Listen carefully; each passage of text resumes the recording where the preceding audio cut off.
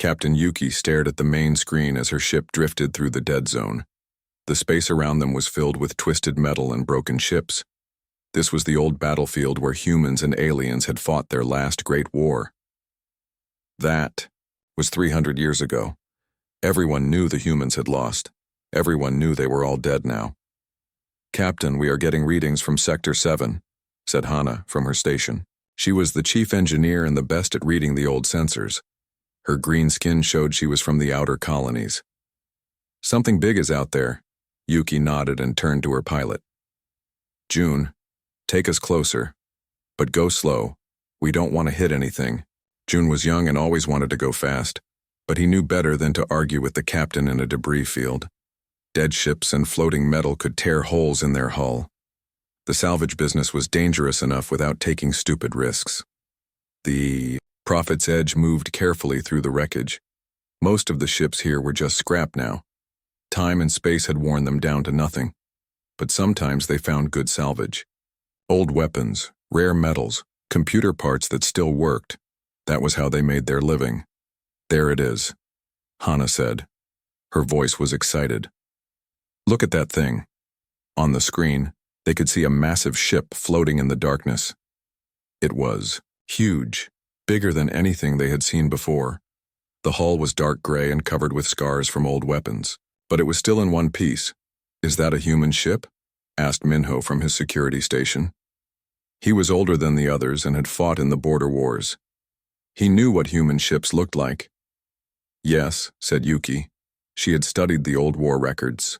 "That is a human dreadnought, one of their biggest warships." Behind them, Kralix made a sound like growling. The Vorthak had been enemies of the humans. His people remembered the war better than anyone. Humans build ships like rocks. Hard to kill, but this one looks dead. Yuki ordered Hana to run a full scan. The engineer worked at her controls for several minutes. When she looked up, she was smiling. "Captain, this ship is completely dead. No power, no life support, no active systems at all. But the hull is almost perfect. This could be the biggest find we have ever made." The crew looked at each other with excitement. A complete human warship would be worth more money than they could spend in 10 years. Human technology was rare now. The aliens who won the war had destroyed most of it, but collectors and museums would pay huge amounts for real human military equipment. "What do the records say about that ship class?" Yuki asked Nari, their data specialist. Nari pulled up the old files on her computer.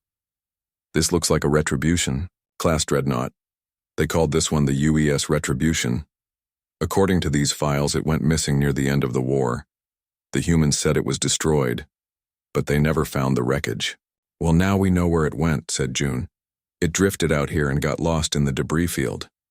Yuki made her decision. "We are going to board that ship. Hana, I want you to check the atmosphere and structure. Minho, get the boarding equipment." "Ready. Everyone else, start making lists of what we want to take." It took 2 hours to get ready. They had to move their ship close to the human vessel and extend the docking tube. The Retribution was so big that their small salvage ship looked like a bug next to it. When the airlock opened, they could see into the human ship. The corridors were dark and cold. Their lights showed metal walls with strange writing. The humans had used different letters than the common galactic script. "Air is breathable," Hana reported. "Temperature is very cold, but our suits will handle it. I am not detecting any dangerous chemicals or radiation." They entered the ship in groups. Yuki led the first team with Minho and Nari. The corridors were wide and built for creatures smaller than most aliens. Humans had been short compared to other species, but they built everything very strong. "Look at this metal," Minho said, running his hand along the wall. "This is military-grade armor. Plating. No wonder this ship survived when everything else got destroyed." They found the main corridor and followed it deeper into the ship. Their footsteps echoed in the empty halls. Everything was quiet except for the sound of their breathing and equipment. "The bridge should be this way," Nari said, checking her portable scanner against the ship plans she had downloaded. Human ships always put the command center in the safest part of the vessel. As they walked, they passed many rooms. Some had doors that were locked tight. Others were open and they could see inside. Most rooms were empty, but some still had equipment mounted on the walls. Everything looked very old but well made. "Captain," came Hana's voice over the radio. "My team found the engine room. These power systems are incredible. Even dead, I can tell they were much more advanced than our current technology." "Good work," Yuki replied. "Keep cataloging everything. We want to know exactly what we have here." They reached the bridge after 20 minutes of walking. It was a large room with many stations for different crew members. The chairs were built for humans, so they were too small for most of the salvage team. But the computer screens and control panels looked very sophisticated. Nari connected her scanner to one of the human computers. "I am trying to access their data files. If I can get into their systems, we might learn more about what happened to this ship." While Nari worked, Yuki and Minho explored the rest of the bridge. They found the captain's chair and the main command console. Everything was built with careful attention to detail. "These humans knew how to build things," Minho said with respect. "This ship could probably still fight if it had power." What none of them noticed was the small panel near the floor that had started glowing very faintly when they entered the ship. Deep in the vessel's core, systems that had been sleeping for centuries were beginning to wake up. The Retribution had been waiting for a very long time. Their presence had triggered sensors that no one remembered were there, and in the deepest, most protected part of the ship, something was starting to respond. 3 days had passed since they first boarded the human ship. The salvage crew had been working around the clock, cataloging everything they could find. But strange things were starting to happen. Captain Yuki was in her cabin aboard the Prophets Edge when June knocked on her door. The young pilot looked worried. "Captain, we have a problem with the navigation system," he said. "It keeps showing readings that don't make sense. According to the computer, we are moving, but our engines are off." Yuki followed him to the bridge. She looked at the navigation display and frowned. The screen showed their ship drifting slowly toward the human vessel, but they were supposed to be holding position. "When did this start?" she asked. "About an hour ago. I tried to correct it, but the system keeps giving me the same readings. It's like something is pulling us closer to that big ship." Yuki checked the other systems. Everything else seemed normal. The engines were off, the stabilizers were working, and they had plenty of power. But the navigation computer insisted they were moving. "Run a full diagnostic," she ordered. "Maybe we have a sensor malfunction." Meanwhile, aboard the Retribution, Hana was having her own problems. She was in the engine room with 2 other salvagers, trying to understand the human power systems. But her equipment kept giving her strange readings. "This doesn't make any sense," she said to her assistant. "These power cells should be completely dead, but my scanner keeps detecting tiny energy fluctuations." She moved her scanner along the main power conduit. The readings were very faint, almost too small to measure, but they were definitely there. "Maybe it's background radiation from the old battle," suggested her assistant. "There was a lot of energy weapons fire here centuries ago." Hana shook her head. "No, this is different. This looks like something is drawing power from somewhere else and feeding it into these systems." On a different part of the human ship, Minho was conducting a security sweep with Nari. They had found something disturbing in one of the corridors near the crew quarters. "Look at these scuff marks," Minho said, pointing his light at the floor. "These are fresh. Someone or something has walked through here recently." Nari knelt down to examine the marks. They looked like boot prints, but they were very faint. "Are you sure these are new? This ship has been floating here for hundreds of years." "I know what old marks look like," Minho replied. His military training made him good at reading signs. "These were made in the last few days. And look at the pattern. Someone was walking back and forth in this corridor like they were patrolling." The 2 aliens looked at each other nervously. They were supposed to be alone on this ship. All their scans had shown no life signs anywhere on the vessel. "We should tell the captain," Nari said.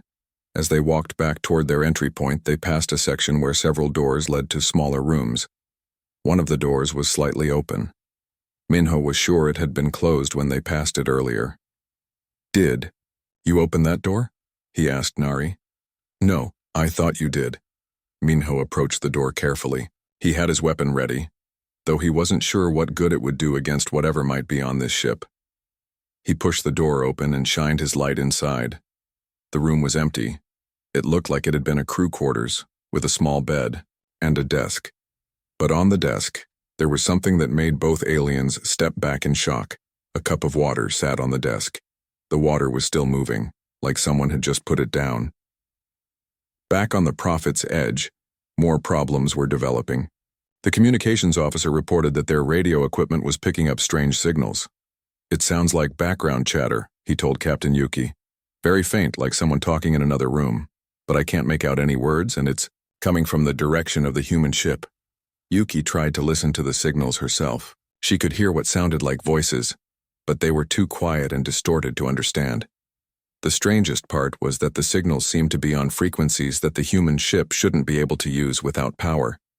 "Could it be echoes from our own communications?" she asked. "No, Captain, I've checked that. These signals are definitely coming from somewhere else." That evening, the entire salvage crew gathered in the mess hall of their ship to discuss what they had found. Everyone had strange stories to tell. "The temperature readings keep changing in the medical bay," reported Dr. Somin, their medical officer who had been cataloging the human medical equipment. "Some areas are getting warmer, like something is generating heat. I found food storage, areas where the preservation system seemed to be working," added another crew member. "The seals on some containers are still perfect, like they were maintained recently." Kralix, the Vorthak overseer, had been quiet during most of the discussion. Finally, he spoke up. "I know humans," he said in his rough voice. "My people fought them for 50 years. Humans don't leave things unguarded. They always have backup plans and hidden tricks." "But this ship has been dead for centuries," Yuki protested. "We scanned it completely. There are no life signs, no active systems, nothing." Kralik shook his head. "Humans are clever. They build things that can wait and watch. Maybe this ship is not as dead as it looks." Some of the crew laughed at the old warrior's paranoia, but others remembered the strange things they had experienced. The navigation problems, the sounds, the fresh marks, the warm areas. "What are you suggesting?" Yuki asked. "I think we should finish our work quickly and leave," Kralik said. "This place makes me nervous. Too many things don't make sense." But Yuki was fascinated by the human technology. Every system they examined was more advanced than what they currently used. The weapons, the computers, the life support systems, everything was built with incredible skill and attention to detail. We need more time to study everything," she said. "This could be the discovery of a lifetime." What none of them knew was that deep inside the Retribution, ancient systems were slowly coming online. Computer cores that had been sleeping for 300 years were running diagnostic programs. Automated repair systems were checking the status of critical components. And in the most secure part of the ship, something was monitoring every move the salvagers made. Something that had been waiting patiently for visitors to arrive. Something that was finally ready to wake up. The Retribution had been playing dead for a very long time. But now it was time to stop pretending. Dr. Samin was examining the human medical bay when she made the discovery that changed everything. Behind a sealed door marked with warning symbols, she found a room filled with strange metal pods. Each pod was about the size of a bed and covered with frost. "Captain, you need to see this," she called over her radio. Her voice was shaking with excitement and fear. Yuki arrived with Minho and Nari 20 minutes later. When they entered the room, they all stopped and stared. There were dozens of pods arranged in neat rows. Most of them were dark and broken, but some still had lights blinking on their control panels. "What are these?" Yuki asked. Dr. Somin ran her scanner over the nearest active pod. "They are sleep chambers, cryogenic suspension systems, and Captain, there are people inside them." "People? You mean humans?" "Yes. At least 12 of these pods still have living humans inside them. They have been sleeping for hundreds of years." Minho walked between the rows of pods, counting them. "There are over 50 chambers in this room. Most are damaged, but the ones that still work." He paused at one pod and wiped away the frost from the viewing window. Inside, he could see the pale face of a sleeping human. "This changes everything," Yuki said. "If there are living humans on this ship, we can't just take their property. We need to decide what to do with them." Before anyone could answer, the lights in the room suddenly turned on. Bright white light flooded the medical bay. Then they heard a sound that made them all jump. Somewhere in the ship, machinery was starting to work. "What was that?" Nari asked, looking around nervously. The answer came from speakers they hadn't noticed before. A calm voice filled the room. It spoke in perfect galactic common language, but with a strange accent. "Attention, unknown visitors. You are currently aboard the United Earth ship Retribution. This is an automated message from the ship's central computer system. Please identify yourselves and state your purpose." The salvage crew looked at each other in shock. The ship was talking to them. "I thought this ship was dead," Minho whispered. The voice continued. "Sensors indicate that multiple alien life forms have boarded this vessel without permission. Security protocols are now active. Please respond, or you will be considered hostile intruders." Yuki found her voice. "This is Captain Yuki of the salvage. Vessel Prophet's Edge. We thought this ship was abandoned. We didn't know anyone was still alive here." There was a pause. Then the voice spoke again. "Scanning your vessel and crew records. You are registered as legal salvage operators. However, this ship is not abandoned. The crew is currently in suspended animation awaiting revival." "Revival?"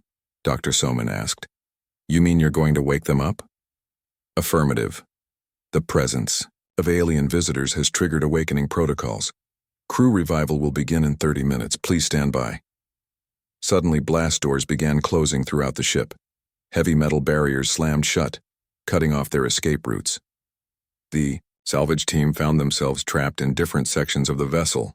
"Captain," came Hana's voice over the radio from the engine room. "Something is happening here. All the power systems are coming online. This ship is waking up." Yuki tried to contact the Prophet's Edge, but found their communications were being blocked. The human ship was jamming their signals. "Computer," she said to the speakers, "we are peaceful salvagers. We meant no harm. Please let us return to our ship." "Negative," came the reply. "Until the command crew is revived and can evaluate the situation, all visitors must remain aboard. You are not prisoners, but you are not free to leave." In the engine room, Hana watched in amazement as the massive human power systems came to life. Lights began glowing throughout the reactor core. The hum of working machinery filled the air. Systems that had been dead for centuries were running perfectly. "How is this possible?" she asked herself. Nothing should work after so long. Meanwhile, in the medical bay, Dr. Soman watched the active sleep pods begin their wake-up cycles. Lights flashed and readouts scrolled across small screens. She could hear pumps working and gases being released. "The computer is really going to wake them up," she said to Yuki. "Computer," Yuki called out. "How long will it take to revive the crew?" "Standard revival procedures require 6 hours for full crew awakening. Command crew will be conscious in 2 hours. I suggest you make yourselves comfortable." Across the ship, the salvage crew found themselves locked in different areas. But they noticed that the ship's systems were treating them well. The rooms they were in had working lights, breathable air, and even food dispensers that provided meals. "This computer is very polite for a prison warden," June commented over the radio. Kralix had been trapped in a corridor near the crew quarters. The old warrior was pacing back and forth, his weapons ready. "I told you this was a trap," he growled. "Humans always have tricks." "It's not a trap," Yuki replied. "I think this ship's computer is just following its programming. It's protecting the sleeping crew until they can wake up." As the hours passed, they could hear more and more systems coming online. The ship's engines began working, though they weren't moving anywhere yet. Life support systems reached full power. Even the artificial gravity became stronger and more stable. Dr. Samin continued to monitor the sleep pods. She watched as the revival process slowly warmed the sleeping humans and began bringing them back to consciousness. The first pods to complete their cycles contained what looked like officers, based on the uniforms she could see through the viewing windows. "Captain," she reported, The first human is about to wake up.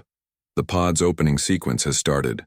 There was a soft hissing sound as the nearest pod released its seals. The metal lid slowly lifted, revealing steam and mist inside. Dr. Somin stepped back as a figure began to sit up inside the chamber. The human who emerged was tall and lean, with short black hair and pale skin. He wore a dark military uniform with strange symbols on the collar. When he opened his eyes, they were sharp and intelligent. He looked around the room calmly, taking in the alien faces watching him. When he spoke, his voice was quiet but commanding. "I am Commander Taiho of the UES Retribution. How long have we been asleep?" Dr. Somin found herself answering automatically. "About 300 years, sir." The human commander nodded as if this was not surprising news. "And the war?" "The war ended centuries ago," Yuki said. "The humans lost. Most people think your species is extinct." Commander Taiho smiled, but it was not a pleasant expression. "Most people are wrong. Computer status report." The ship's voice responded immediately. "All critical systems are operational, Commander. We have 7 alien visitors aboard. They appear to be salvagers who boarded us believing we were abandoned." "I see." The commander stood up from his pod and walked toward them. Despite just waking up from centuries of sleep, he moved with perfect balance and control. "Thank you for triggering our revival systems. We have been waiting a long time for visitors." Something in his tone made all the aliens step back. This human was not like the historical records they had studied. He seemed harder, more dangerous. "Waiting for visitors?" Yuki asked. "Oh yes," Commander Taiho said, his smile growing wider. "We have been waiting to see what the galaxy looks like now that everyone thinks humanity is gone. This should be very interesting." Over the next hour, more sleep pods opened throughout the medical bay. Commander Taiho stood watching as his officers emerged from their long sleep. Each human who woke up seemed calm and ready, as if they had only been sleeping for a single night. The first to join the commander was a woman with sharp eyes and quick movements. She wore the same dark uniform but with different symbols on her sleeves. "Lieutenant Jihye reporting for duty, sir," she said to Commander Taiho. "Weapons. System status. All weapons are operational and ready," the ship's computer replied before the commander could speak. "We have full armament available." Next came a tall man who immediately began checking a small device on his wrist. "Navigator Wu Jin ready?" "Commander." "Plotting current galactic position now." The fourth person to wake up was a woman with scars on her hands and a confident way of walking. "Captain Sunmi, Marine Division." "Sir, I count 7 alien life forms aboard our vessel. Should we consider them hostile?" Dr. Somin and the other salvagers watched this conversation with growing worry. These humans were not acting like people who had just woken up from centuries of sleep. They were acting like soldiers ready for battle. "Not hostile yet," Commander Taiho replied to Captain Sunmi. "They are our guests, but keep an eye on them." "Yes, sir," the Marine captain said. She looked at the aliens with professional interest, like she was studying potential enemies. Commander Taiho turned to face the salvage crew. "I apologize for the inconvenience. My people need some time to understand our current situation. Computer, please show our guests to comfortable quarters." "Wait," Yuki said. "We just want to return to our ship. We didn't mean to disturb you." "I'm sure you didn't," the commander said politely. "But now that we are awake, we need to learn what has happened in the galaxy while we slept. You can help us with that." Lieutenant Jihi was examining her wrist device. "Commander, I'm reading interesting energy signatures from their salvage ship. Their technology is much more advanced than what we faced during the war." "Excellent," Commander Taiho said. "That means the galaxy has been making progress. Computer, prepare a full briefing on current galactic politics, technology, and military status." "Briefing will be ready in 2 hours, Commander," the computer replied. Captain Sunmi approached the aliens. Despite her small size compared to most of them, something about her presence made them all step back. "You said the war ended 300 years ago," she said to Yuki. "Who won?" "The Galactic Alliance," Yuki answered. "The Vorthak, the Zelani, the Corfix Federation, and others. They divided up human territory after your species was defeated. Divided up our territory. Repeated. Navigator Wu Jin. He made notes on his device. How interesting. And they think all humans are dead? Yes. The history books say humanity was completely destroyed. The human officers looked at each other and smiled. These smiles made the aliens very nervous. Commander, Lieutenant Jihi said, shall I contact the other ships? Other ships? Minho asked. There are more ships like this one? Commander Taiho nodded. Oh yes. The Retribution was not alone. We were part of a larger project. Computer, attempt contact with Renaissance fleet vessels. Attempting contact now, Commander. The computer replied, sending wake-up signals on all assigned frequencies. In the engine room, Hana was watching the human power systems with amazement. Every piece of equipment worked perfectly, despite being centuries old. The technology was far more advanced than anything her people currently used. How do your systems still work so well? She asked one of the human engineers who had been revived. The human smiled. We built them to last. Humans always plan for the long term. Meanwhile, more crew members were waking up throughout the ship. The salvagers could hear movement in corridors they couldn't reach. Voices calling out reports. The sound of people working. How many humans are on this ship? Nari, asked Commander Taiho.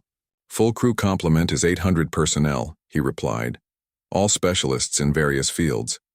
We were selected very carefully for this mission. What mission? Survival. And eventually, return. Dr. Somin had been studying the empty sleep pod. Commander, many of these chambers are damaged. Did some of your crew not survive the sleep? Some were lost to equipment failure over the centuries, Commander Taiho admitted. But most of our people are fine. The important thing is that enough survived to carry out our purpose. What purpose? Before the commander could answer, the ship's computer spoke up. Commander, I have established contact with Renaissance fleet vessels. 12 ships have responded and are beginning their awakening procedures. 12 ships? Relic spoke for the first time since the humans had woken up. The old warrior looked deeply troubled. 12 ships full of humans who have been hiding for 300 years? Not hiding, Lieutenant Jihye corrected. Preparing. Preparing. For what? Yuki asked. Commander Taiho walked to one of the medical bay's windows and looked out at the debris field surrounding them. Captain Yuki, what do you know about human history? We know you were a warrior species. You fought many wars before the final defeat. True. But do you know why we fought those wars? Yuki thought about it. Territory. Resources. The same reasons. Everyone fights. No, the commander said quietly. We fought because other species kept trying to destroy us. Every time we tried to make peace, someone attacked us. Every time we offered friendship, someone betrayed us. We learned that in this galaxy only the strong survive. Navigator Wu Jin looked up from his device. Commander, the current galactic map shows our former territory divided among 7 different species. Our colonies have been completely repopulated. And our people?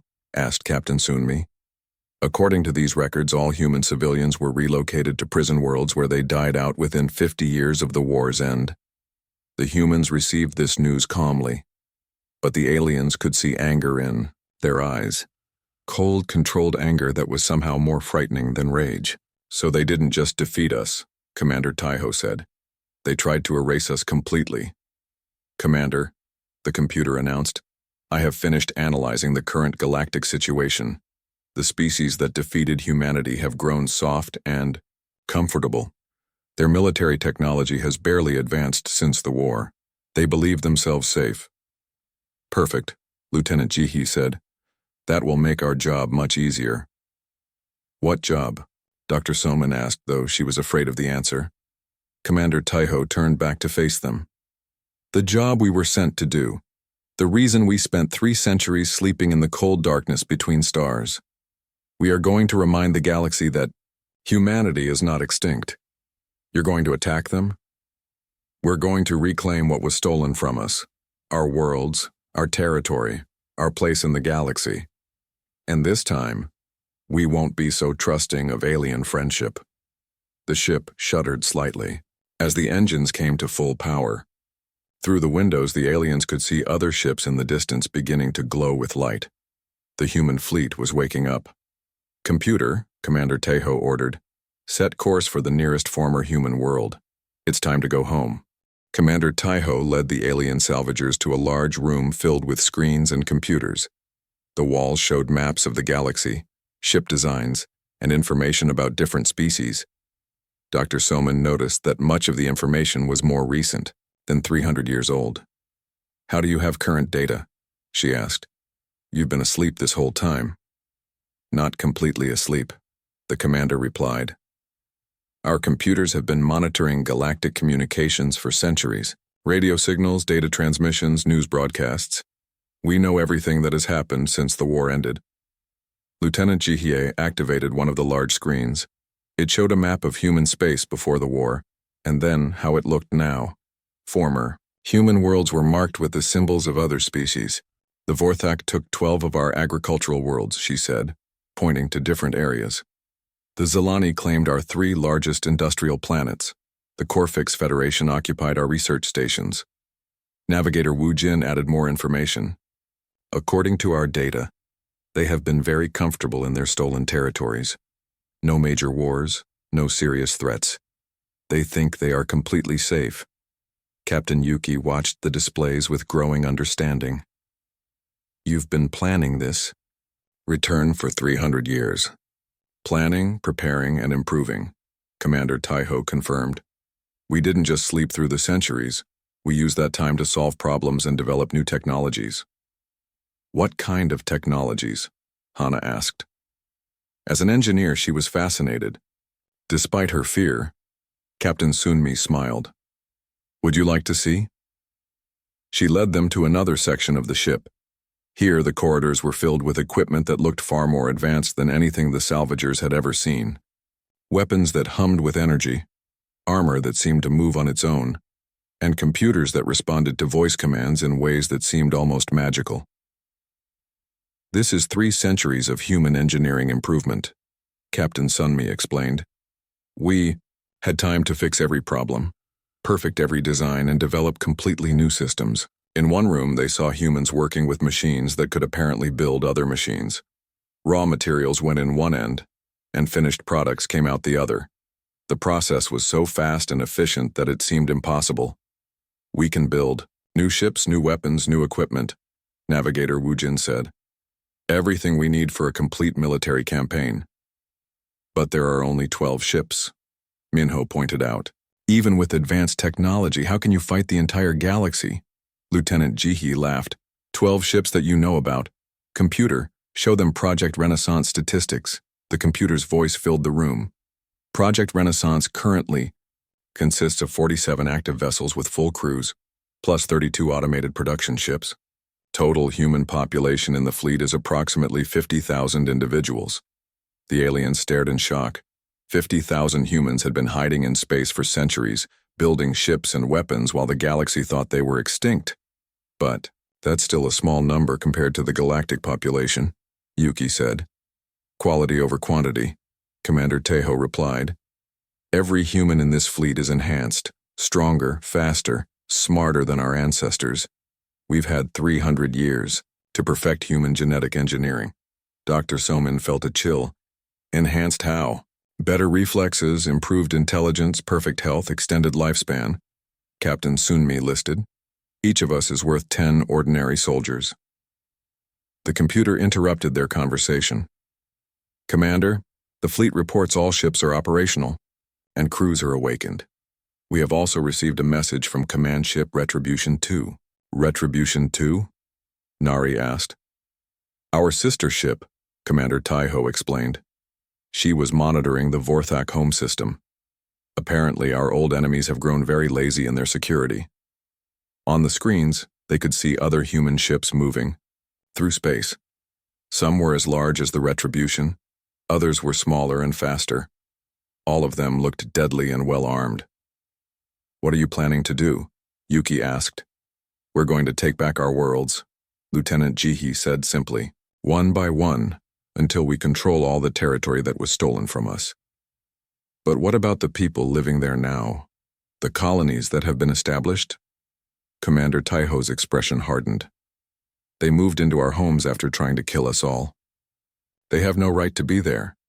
You can't just attack innocent civilians. Can't we? Captain Sunmi asked.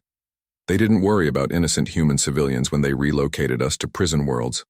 The moral weight of what the humans were planning began to sink in for the salvagers. These weren't just soldiers returning from a long war. They were people who had spent centuries planning revenge against the species that had defeated and tried to erase them. There has to be another way, Dr. Soman said. Some kind of peaceful solution. Peace? Navigator Wujin laughed bitterly. We tried peace. We offered friendship, trade agreements, mutual defense pacts. And what did we get? Betrayal and genocide. That was 300 years ago, Yuki protested. The current governments weren't involved in those decisions. But they benefit from those decisions every day, Lieutenant Jie pointed out. They live on our worlds, use our resources, and celebrate the anniversary of our defeat. Commander Taiho walked to the window and looked out at space. Captain Yuki, I appreciate your desire for peace, but you must understand our situation. For 3 centuries, we have watched from hiding as other species enjoyed the fruits of our destruction. We have seen them grow soft and comfortable while telling stories about how dangerous humans were. Maybe you can negotiate, Hana suggested. Demand the return of some worlds in exchange for peace. Negotiate from what position? The commander asked. They think we're extinct.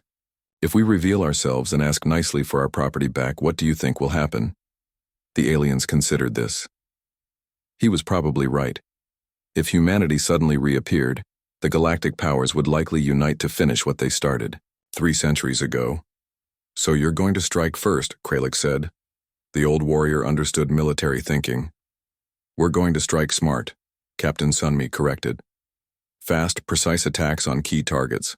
We'll take what we want before anyone realizes what's happening. And after that? After that, we'll be strong enough to defend what we've taken, Commander Taiho said.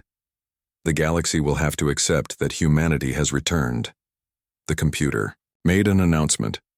Commander, long-range sensors detect a Vorthak patrol fleet 3 days away from our position. 6 ships, standard defensive configuration. Perfect timing, Lieutenant Jihye said. We can test our new weapons on some old enemies. You're going to attack them? Dr. Soman asked in horror. We're going to introduce ourselves, Commander Taiho replied calmly. It's time for the galaxy to learn that the reports of humanity's death were greatly exaggerated. He turned to face the salvagers. Which brings us to the question of what to do with you. The aliens looked at each other nervously. They had witnessed the awakening of a human fleet bent on revenge. They knew about the advanced technology, the secret bases, the centuries of planning. We won't tell anyone, Yuki said quickly. We'll keep your secret. I'm sure you would try, the commander said kindly. But this secret is too important to trust to good intentions. We have 2 options to offer you. What options? You can join us as allies and advisors. Your knowledge of current galactic affairs would be valuable, and we would share our advanced technology with you. And the other option? Captain Sunmi answered. We return you to the nearest station with your memories edited to remove any knowledge of this encounter. You would remember finding a dead ship with interesting salvage, but nothing about living humans or our plans. The salvage crew looked at each other in silence. They were being asked to choose sides in a war that was about to begin.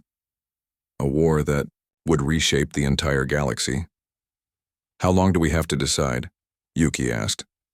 Until we reach the Vorthak patrol, Commander Taiho replied.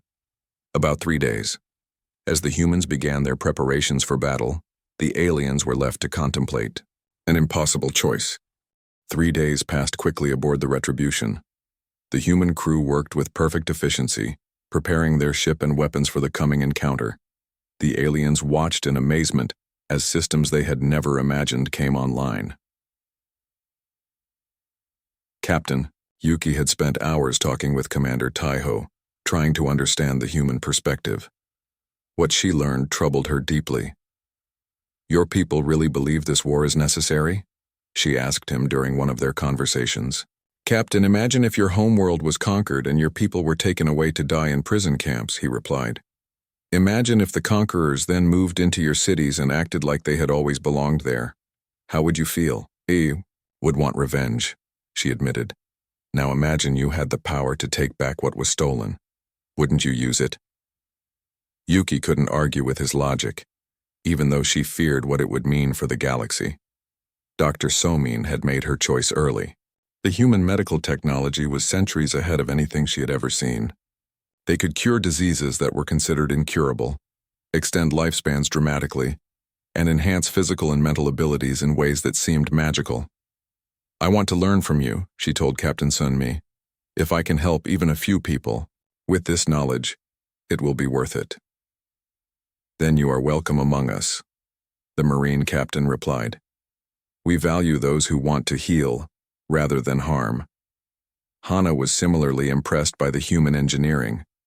Their ships could repair themselves, their weapons could adapt to any situation, and their manufacturing systems could build almost anything from basic materials. "How did you advance so quickly?" she asked Lieutenant Jihye. "Necessity and time," the human officer replied. "When you know you might only get one chance to survive, you make sure you're ready for anything." Minho and Nari also chose to join. The humans, fascinated by their military organization and information systems. But June decided he wanted his memories erased. The young pilot was too frightened by what he had learned to live with the knowledge. Relic surprised everyone by choosing to stay. "I fought humans before," the old Vorthak warrior explained. "I know what you are capable of. Better to be your ally than your enemy." "What about our ship?" Yuki asked Commander Taiho. "The Prophet's Edge has been our home." "Keep it," he said. "You'll need a way to move around the galaxy without drawing attention to human activities. Consider yourselves our advanced scouts." On the final day, long-range sensors detected the approaching Vorthak patrol. 6 military ships armed and ready for combat. They had no idea what was waiting for them. "Commander," Navigator Wujin reported, "the Vorthak ships will be in weapons range in 2 hours. "Excellent. Signal the fleet to take positions." Around them, other human ships moved into formation. The aliens could see them on the screen, sleek and deadly vessels that seemed to flow through space like living things. "Computer," Commander Taiho ordered. "Open a channel to all Renaissance ships." "Channel open, Commander. All ships, this is Retribution Actual. Today we end 3 centuries of hiding. Today we remind the galaxy that humanity lives. Today we begin the renaissance of our species." Voices from other ships responded. "Renaissance 2, ready. Renaissance 7, weapons charged. Renaissance 12, Marines standing by." The Vorthak ships appeared on the main screen, growing larger as they approached. They were flying in a standard patrol formation, clearly not expecting any threats in this remote area of space. "They're scanning the debris field," Lieutenant Jie reported, "probably wondering why there are so many active energy signatures." "Let them wonder," Commander Taiho said calmly. "Open communications to the lead." Vorthak ship. The main screen flickered and showed the bridge of the alien vessel. A large reptilian Vorthak commander looked back at them with confusion and growing alarm. "This is Commander Thrak of the Vorthak Defense Force," the alien said. "Identify yourselves, immediately. You are in restricted space." "Commander Thrak," Taiho replied politely. "I am Commander Taiho of the United Earthship Retribution. We meet again." The Vorthak's eyes widened in shock. "Impossible. Humans are extinct." "As you can see, we are not. We have been waiting a long time for this conversation. This must be some kind of trick. Humans have been dead for 300 years. "Dead?" Commander Taiho smiled coldly. "No, Commander. We have been sleeping, but now we are awake." On the screen, they could see panic spreading through the Vorthak bridge. Officers were shouting orders and checking their weapon systems. "All ships, attack formation," Commander Thrak ordered. Destroy the human vessels immediately. I was hoping you would say that, Commander Taiho said. All ships, weapons, free. Show them what 3 centuries of preparation can accomplish. The human fleet opened fire with weapons the Vorthak had never seen before. Beams of energy that seemed to bend space itself, missiles that moved faster than light, and defensive shields that absorbed everything the aliens could throw at them. The battle was over in minutes. 4 Vorthak ships were destroyed instantly. The remaining 2 were disabled and drifting helplessly. Commander Thrak, Taiho called to the surviving alien ship, you now have a choice. You can die here with your ships, or you can return to your people with a message. The Vorthak commander appeared on screen again, his expression full of fear and rage. What message? Tell them that humanity has returned. Tell them we remember everything that was done to us. Tell them we are coming to reclaim what was stolen. The Galactic Alliance will unite against you. You cannot fight the entire galaxy. We don't intend to fight the entire galaxy, Commander Taiho replied. We intend to win. The human fleet allowed the 2 damaged Vorthak ships to limp away. Their message would spread quickly through the galactic communication networks. Within days, every species would know that humanity had returned. Navigator, set course for the Kepler colony, Commander Taiho ordered. It's time to visit our old home. The Kepler colony had been one of humanity's first interstellar settlements. After the war, it had been given to the Zilani, who had built new cities over the ruins of human towns. As the Retribution moved through space toward its destination, Captain Yuki stood on the bridge watching the stars. She had chosen to join the humans, but she still worried about what would happen to the galaxy. Commander, she said, what if other species want to negotiate? What if they're willing to return some worlds peacefully? Then we will listen, he replied, but they will negotiate from a position of weakness, not strength. The age of humanity begging for scraps is over. Behind them, more human ships were emerging from hidden bases throughout the galaxy. Ship after ship, crew after crew, all enhanced, and armed with technology that made them nearly unstoppable. The galaxy had spent 3 centuries believing that humanity was extinct. They had grown comfortable in their victory, lazy in their security, and confident in their strength. They were about to learn how wrong they had been. As the Retribution approached the edge of former human space, Commander Taiho made a final log entry. Today begins the renaissance of humanity. We return not as the species that was defeated 3 centuries ago, but as something new, something stronger, something that will not be destroyed again. The galaxy thought they had seen the last of us. They were wrong. We are back, we are better than before, and this time we will not be so trusting. Let the Renaissance begin. The human fleet moved toward their destinations, carrying with them the hopes and dreams of a species that refused to die. Behind them, the galaxy began to wake up to a new reality. Humanity had returned and nothing would ever be the same again.